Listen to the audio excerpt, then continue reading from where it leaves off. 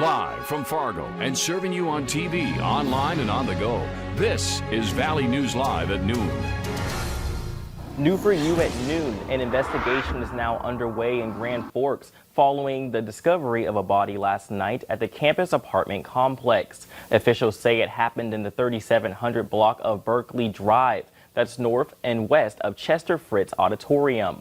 Officers got the call just before 9:30. Police say early indications are that the victim died of a self-inflicted injury and that there is no threat to public safety. The victim's name is not being released until family is notified. And Grand Forks police want to alert the public of a high-risk sex offender now living in the area. Roger Whaley now resides at 1024 University Avenue in the city of Grand Forks, North Dakota. Whaley has been convicted of possession of certain materials prohibited.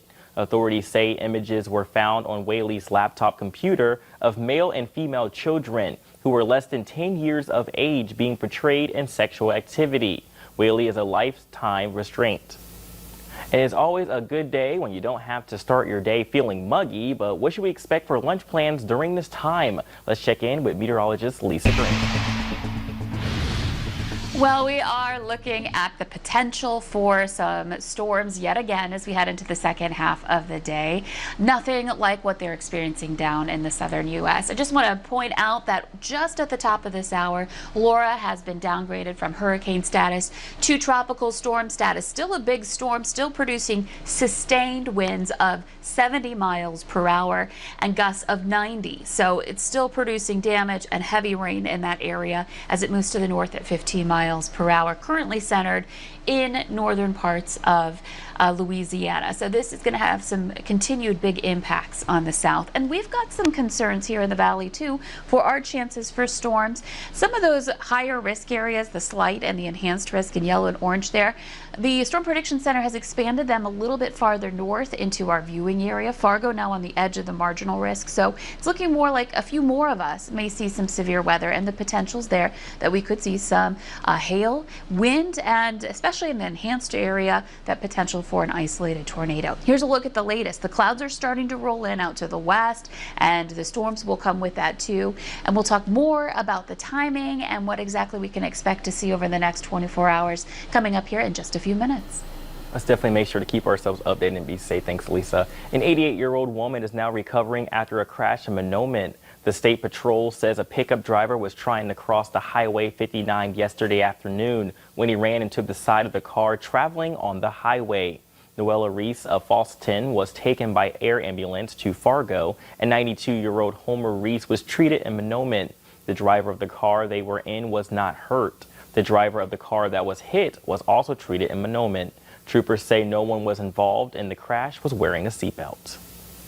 The mayor of Minneapolis is asking for help from the Minnesota National Guard after rioters took to the streets downtown. There were estimated 500 people in the area. Some of them caught on camera looting businesses and smashing store windows. Police say it all started in rumors of the deadly police shooting near Nicollet Mall. Turns out a suspect in an earlier murder case shot and killed himself. Police held a late-night news conference to share video of the shooting from a city surveillance camera, which appears to show the suspect in the homicide shooting himself. Well, Hurricane Laura is now a tropical storm. The storm is now weakening and moving into Arkansas after pounding Texas and Louisiana overnight. NBC's Chris Pallone wrote out the storm in Lafayette, Louisiana. He joins us now with the latest. Laura slammed ashore in the early hours of Thursday, lashing the Louisiana and Texas coast with torrential rain. A storm surge the National Hurricane Center called unsurvivable, and 150-mile-per-hour winds. A powerful Category 4 major hurricane. At least one person now confirmed dead. The whole Valero gas station roof, you see the top of it ripped off. The good news is the storm surge appears to have been about half of what was forecasted, which is still very significant. With daylight, officials are out and getting a true sense of the damage, some afraid of what they might find. A few houses might make it. Most of them will probably be gone. But the Texas governor cautiously optimistic. The reports right now are fairly good because the main thing is we have no reports of loss of life right now. Early on, it was clear many things wouldn't be the same after Laura as before. There was an unofficial gust up here in Lake Charles at 137 miles per hour. More than 500,000 people were under mandatory evacuation orders in Texas and Louisiana. Most paid attention. We was going to stay, but when they said Category 4, that was it. But others decided to ride it out. Why would you stay in harm's way? This storm is going across the state and it's gone through some of the poorest areas where the houses are not built for this type of high wind. In Louisiana, the National Guard is out assessing the damage and checking for people who need to be rescued. Right now, the first death from the storm has just been reported. About 500,000 people in the region are without power, most of them in Louisiana. Power companies said crews from 20 states are in the area and are going out to get things back up and running.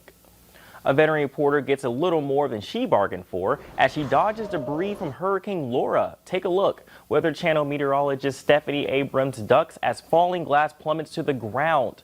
The reporter was at the Golden Nugget Hotel and Casino in Lake Charles, Louisiana, as Tropical Storm Laura came ashore, packing wind gusts of 100 miles an hour. Thankfully, she was not hurt. The then Category 4 storm has now been downgraded to a tropical storm. Well, let's take a look at the COVID-19 numbers. In Minnesota, the Department of Health is reporting 1,158 confirmed cases of COVID-19, along with 13 new deaths linked to the illness. In total, over 1,800 deaths have been attributed to the disease. Over 64,000 people are listed as recovered. In North Dakota, there are 337 new cases and 1 new death in the state. The death toll now sits at 139, and the active case count up to 1,995. Trend Micro, a cloud security firm, says it has blocked nearly 9 million COVID-19 related threats in the first half of the year. Nearly 92% of those threats were email-based.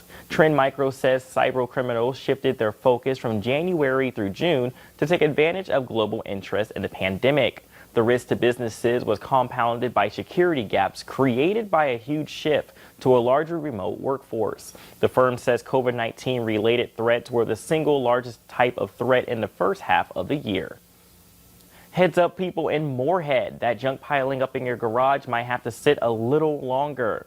The city of Moorhead is canceling the free curbside pickup of junk known as Cleanup Week. Moorhead posted on its Facebook page saying the decision is based on COVID-19 safety guidelines from the Minnesota Department of Health. If you're itching to clean up the house, you can drop off your garage free of charge from September 14th to the 18th at the Solid Waste Transfer Station. The hours are from 7 in the morning to 6 in the evening. Well, coming up at noon, scientists are now seeing a steep rise in COVID cases in younger age groups. And it's lunchtime, but can we sit outdoors and eat? Weather up next to Plan Your Day.